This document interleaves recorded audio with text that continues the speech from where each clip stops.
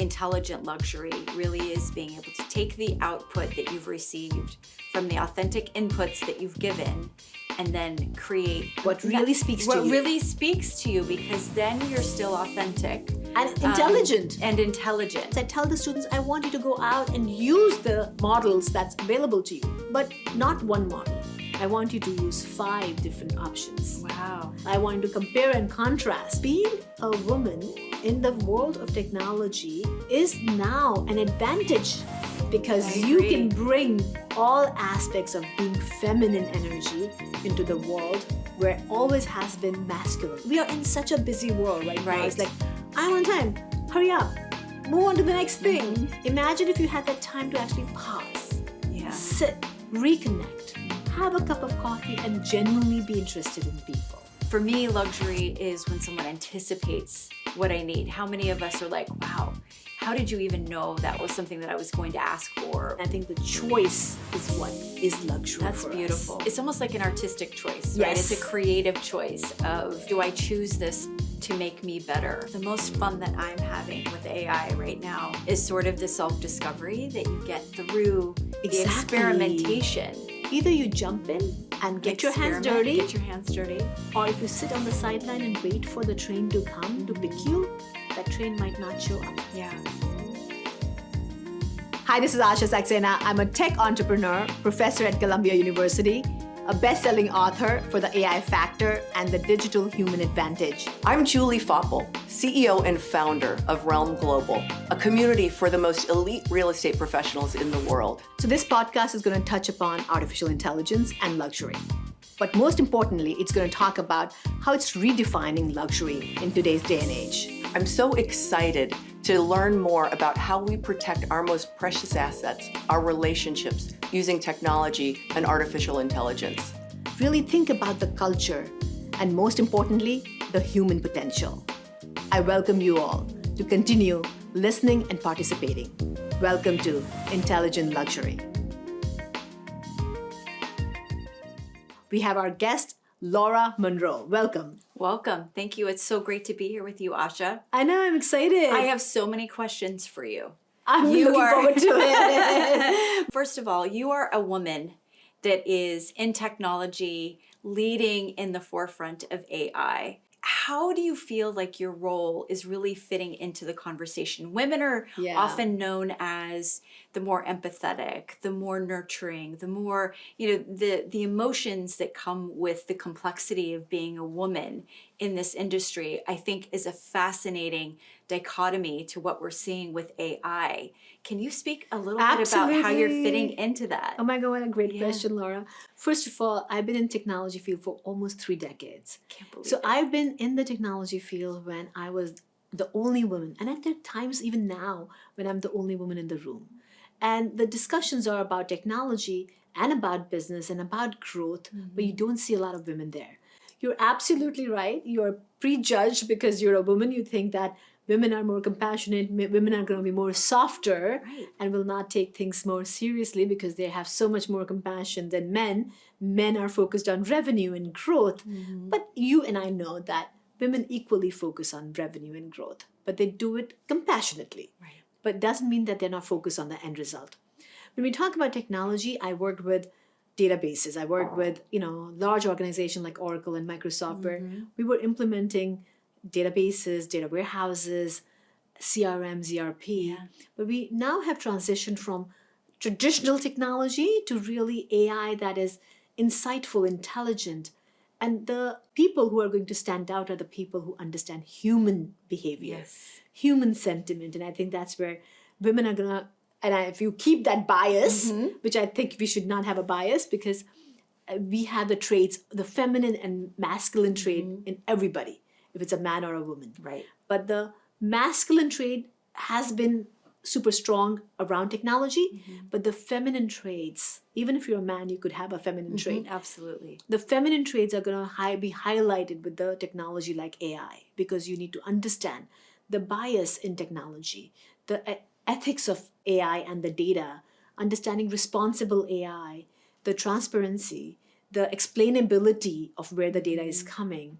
All the feminine skills will be required to succeed in the world of AI. It's I not love just that. a technology. Yeah. It is the technology that is going to penetrate into everything we do, everything It's from our fascinating. research, our homework, our, how we buy a house or how we garden our plants, Mm-hmm. And I was giving an example early on is like when you're thinking about landscape, and I was like, I'm clueless about design. Right. And if you tell me how to do your landscape or your interiors, I hire professionals to do that. But I remember hiring a landscape designer, make an appointment, going to come in 2 Right. weeks, and then they're going to take it back and then send me some ugly Rendering rendering of something which I don't like. Mm-hmm. And so I just take a picture now, upload it to my AI designer, Mm-hmm. and it gives me things that I can pick and choose from. Right. And this time I actually sent that design to my landscape designer and said, this is what I want. Yeah. Can you do something for me? So think about I it. love that. Right? Yeah. So being a woman in the world of technology is now an advantage because I you agree. can bring all aspects of being feminine energy into the world where always has been masculine energy. Right. And that's such a fascinating direction for this all to go. But knowing how much you've been involved in the data side of that, where does intelligent luxury is it data intelligence or is it emotional intelligence Yeah. that is really going to fit the luxury mindset a little bit better? I just spoke about the feminine side, and then feminine side is always, let me take care of you, right? That's what Right. we connect the feminine energy. My mom takes care of me and the whole family, wants to get to know my neighbors and what kind of dessert they would like. So if I make a dessert, right, I Right. invite my friends who are going to enjoy that food. So I think the feminine energy is so critical in this age of technology. Right. So if you have your female professionals in your office, make sure you tap onto that because that's what is required. When you talk about intelligence, data is the core. When you talk about artificial intelligence, if you don't have the data, the models don't become powerful. So Right. how does the AI work? It actually looks at the data, the wealth of data, the big data we call it, small data or big data, and it tries to find patterns and it tries to Okay. create correlations. So when it's creating correlations, so let's say if they find out that Laura keeps buying business professional books on Amazon, Amazon recommendation engine will always give you books that Right. might interest you. Fascinating. Right? Netflix did the same thing. It said you like watching this producer or this director or this storyline. These are some other recommendation for you. Right. So the data tells you the behavior of the person, So, Fascinating. so when you think about the models, so these models are learning. So you have structured data and you have unstructured data. You have data which is already in, rows and columns, and unstructured data like images. Now we are going in the world where AI can actually look at all that data, make sense of the data, and be able to give you answers. And so when you talk about intelligence, intelligence is the output Got it. the data Yeah. that is all getting worked behind the scene. Right. And so data is really critical. So it's really important to understand what data are you working with. So data is a critical piece of artificial intelligence. So you have structured data and you also have unstructured data. You have structured data which is in rows and columns. You can make Right. sense of it. But you have unstructured data which is images and phone messages and your X-ray reports. But what the intelligence is when it can take all that data, make sense of that data and give you results and gives you intelligence. So the intelligence is the outcome of working with all that data and having these models really sit and digest this data and give you the output of what makes sense from all this information and Right. give you the output. Right. The great example is like you're going to work and you are going to have a meeting with somebody. All the interaction you've had with that person through your email, through your chat, through your any conversation, your calendar, you can actually say, give me a summary of everything I've done with this person and the intelligence that gives you. It comes out of that. Right. And how you use it then. The system can give you information, but But- how you use it to continue evolving and actually addressing the problem is on you. Right. Now that brings me to my next dying question, which is, I see people out in my field, which is real estate, and certainly in the technology side of real estate, really try to create since they can do this now, create other technology that they think can reverse engineer almost anything through AI. And it's kind of interesting to see how people will touch on the human side, but then go just as far to be able to reverse engineer a process of trying to understand or interpret the data that we're getting from those very, it's almost like the partners in your strategy. Are they really helping you create the right kind of engineered human connectedness that's really going to be meaningful in the future? That's a big question. No, But I think that for people that are really trying to reverse engineer that from a business standpoint, how do you learn to know when to be involved in that side of it versus let real human authenticity really drive the right decisions? It's a big question. I get that. No, I think it's a great question, because re-engineering is okay if the humans are involved and you know where to draw the line. Right. Really understanding, and that's why it's a human in the loop. Keep the human in the loop as you design the AI system. Okay. Now, for somebody, you're re-engineering it because you're trying to take out all the manual work.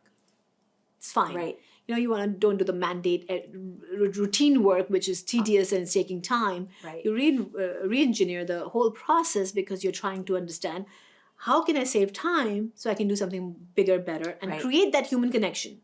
So let's say if you re-engineer your entire process of outreach to your customers, that's okay as long as you take that time to create those touch points. Right. So how you use that technology to become a better evolved professional, that you are serving your customers in authentic manner to provide them more value.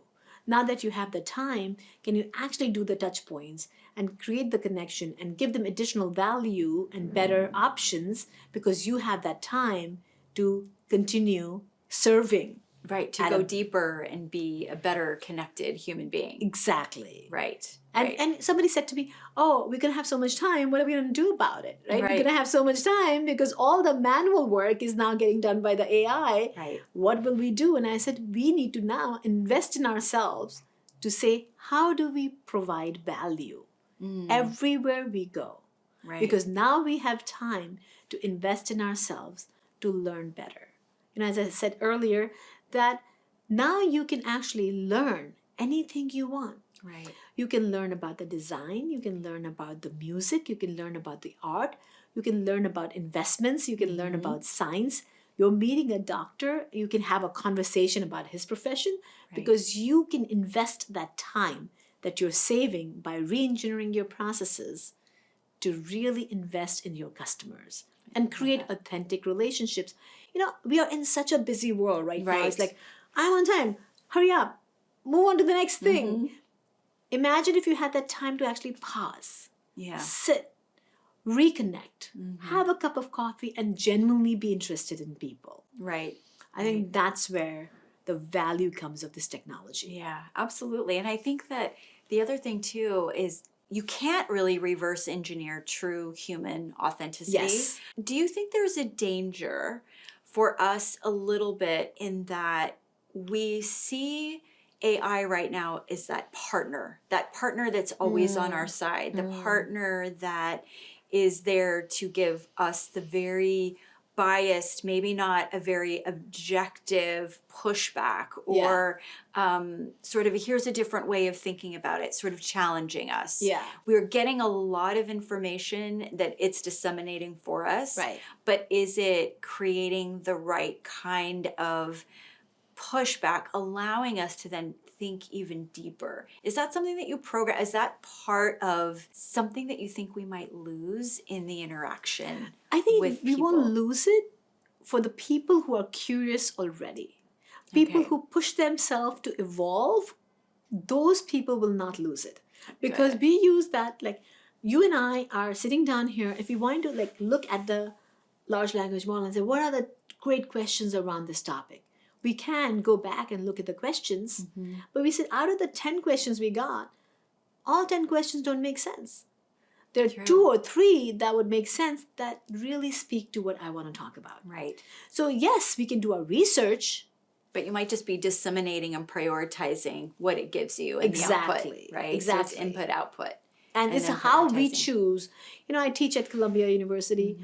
and my students want to use AI, and I know they're going to use AI Yeah. because when they graduate, they're going to be using AI for their Right. work life. Right. I, in fact, teach a class called AI Factor, which is my book, and now I have a class at Columbia. And when I teach the class, I tell the students, I want you to go out and use the models that's available to you, but not one model. I want you to use 5 different options. Wow. And then I want you to compare and contrast. Oh, that's perfect. And I want you to tell me what you challenged when it gave you the answer. Right. And what prompts you used, what questions you asked. So it's not just about report anymore. So we have to change how we teach our kids. You know, Right. how my students are learning because they need to go use these tools when they're in the workplace. Absolutely. I want them to tell me why they're using, which one they're using, what questions they're asking, how they're going deeper. And I'm having them debate that, which I think that's what we need. We all will have access to the same tools, Right. but one will evolve better than the other. Right. So what I love is that I've just learned from you right now is that for me, intelligent luxury really is being able to do exactly that. It's being able to master and take the output that you've received from the authentic inputs that you've given and then create, or What really speaks to what you. really speaks to you, because then you're still authentic And intelligent. and intelligent. Exactly. So to me, I think for luxury, as we get to that intelligent luxury piece, that authenticity is not going to be replaced by AI. Exactly. That it will simply make us sharper, deeper, more probably coherent in that sense of authenticity. Would you agree with that? I agree with that. Yeah. And I want to add on to that because what I want to say is that a lot of people talk about, what does luxury? Luxury Right. is access, old money. Luxury is having Discretion and privacy and exclusivity. scarcity Yeah. and only limited brands and you only have access to it because there's only so much. But to me, luxury is getting redefined. Luxury is the intelligence to know how to lead, how to trust, how to make sure you make choices. What are you consuming? Right. That's luxury because now you have abundance of knowledge. You Right. have abundance of creativity.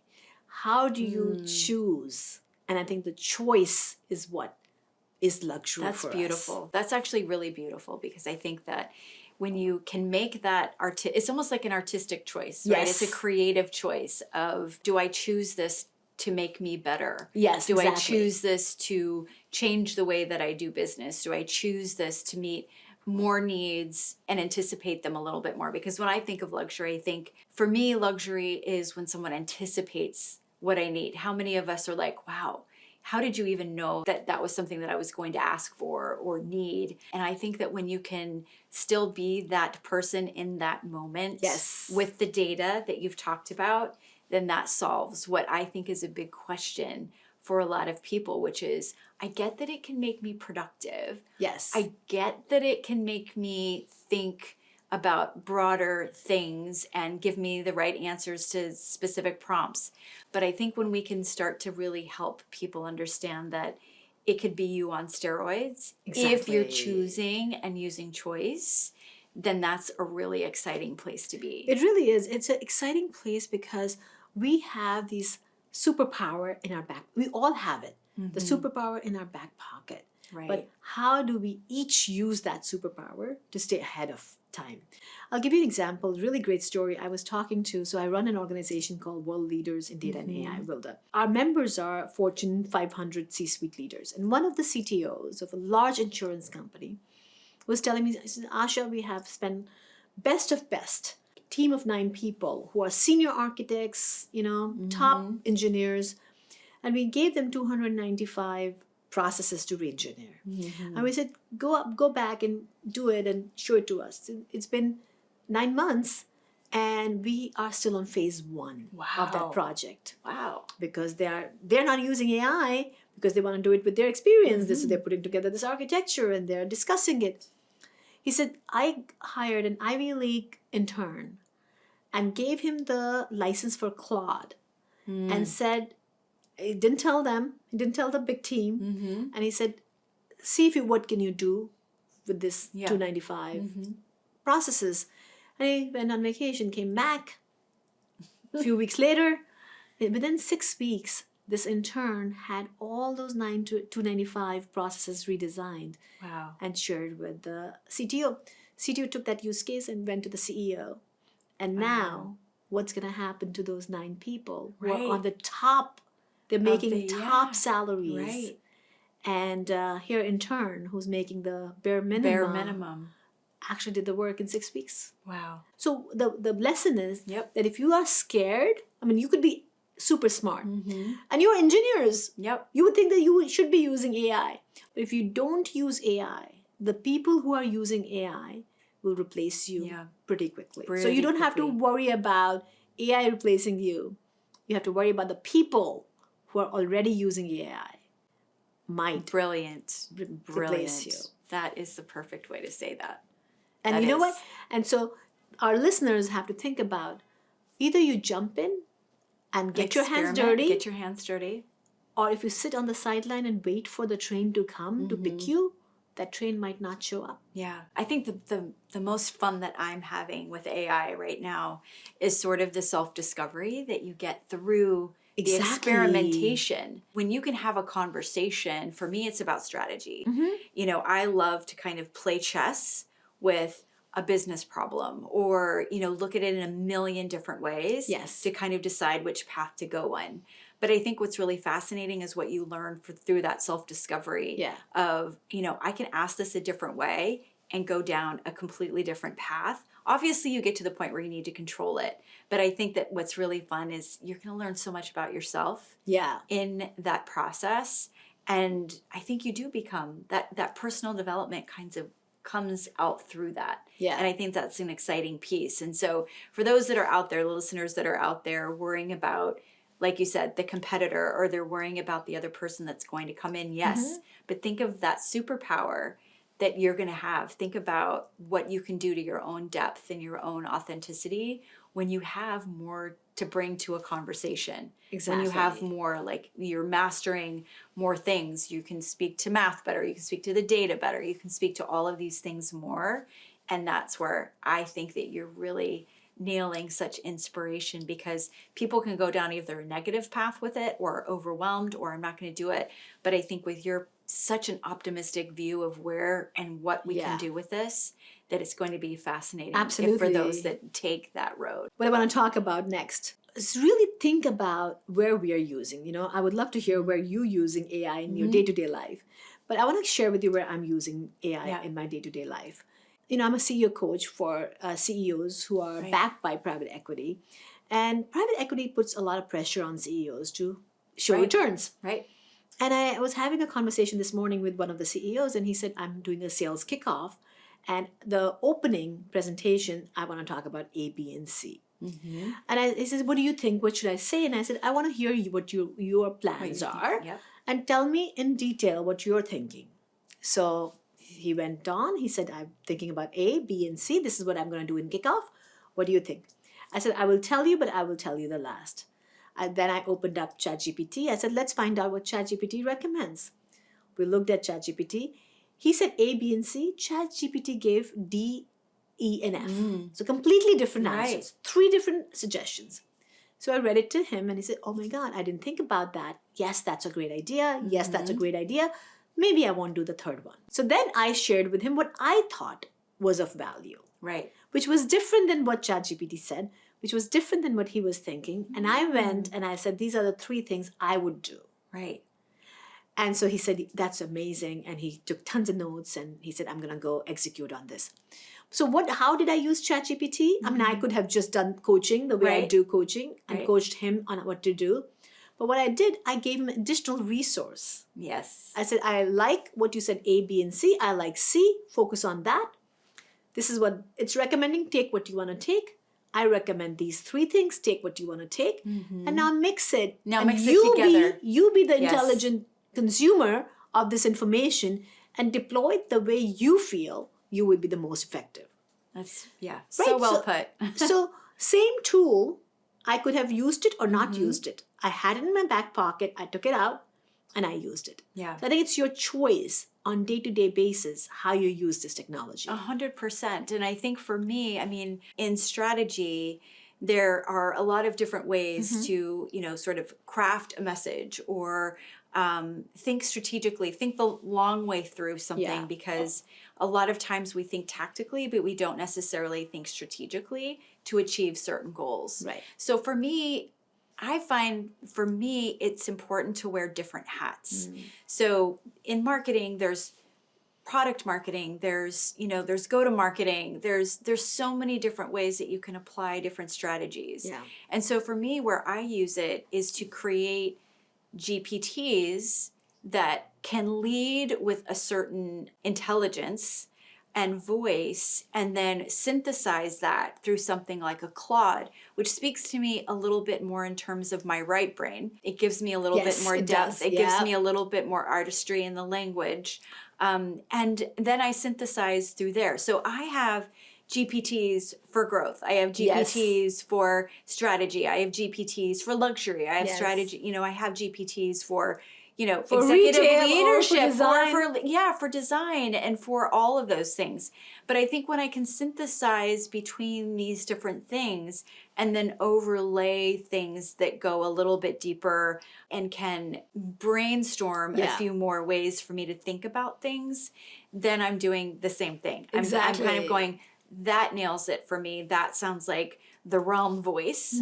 That sounds like luxury in the sense of where our membership, because what I do is representative of a group of people that are in luxury, not just one person, not just me. I'm deciding for a brand. Yeah. I'm deciding for a company. I'm taking different voices and synthesizing their needs or their marketplaces or their customers or their price points and being able to relate different messaging to them that touches them in very different ways, emotionally versus data versus markets versus client, facing. The way I do it is I just kind of have to break it down into different buckets and then synthesize it. I love it. I think that's what we have to do, is take the pieces and use it where it works for us. Yes. So Laura, with that, I want to come to an end. Yes. Thank you so much for coming to the show. And thank you for everyone else who's watching and listening. Continue taking the baby step. I think it's all about taking small steps, creating small wins, but you need to start the journey because AI is here to stay. And the more you engage with the artificial intelligence tools, applications, the better it will start learning about you and giving you results. So with that, good luck on your journey. I'll see you next time. Asha Saxena, your host for Intelligent Luxury.